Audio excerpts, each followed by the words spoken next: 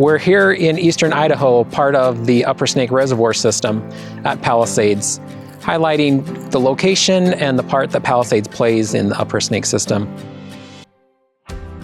Palisades Reservoir that sits behind me here, it holds 1.2 million acre feet.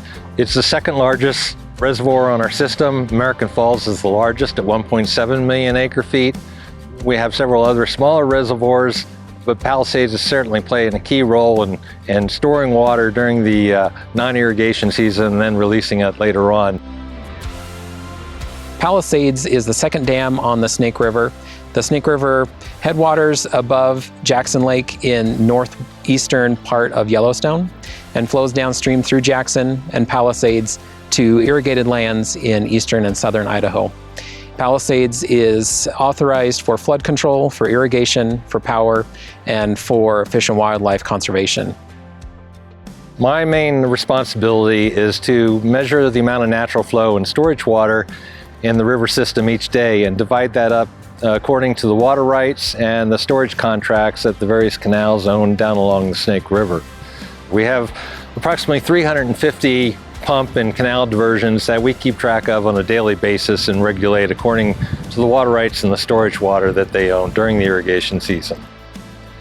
As far as recreation is important at Palisades. Downstream there's a really important fishery. Tends to be one of the most critical points in the Upper Snake for habitat, for fisheries, and for flood control and irrigation. Yeah, there's lots of multiple uses on the river system and on the reservoirs.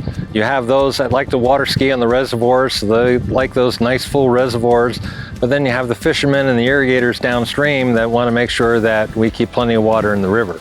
And so there's this constant tug of war between uses. And we struggle with that, but the bottom line is that the water that's owned by the Bureau of Reclamation in the reservoirs is contracted out to the irrigators downstream.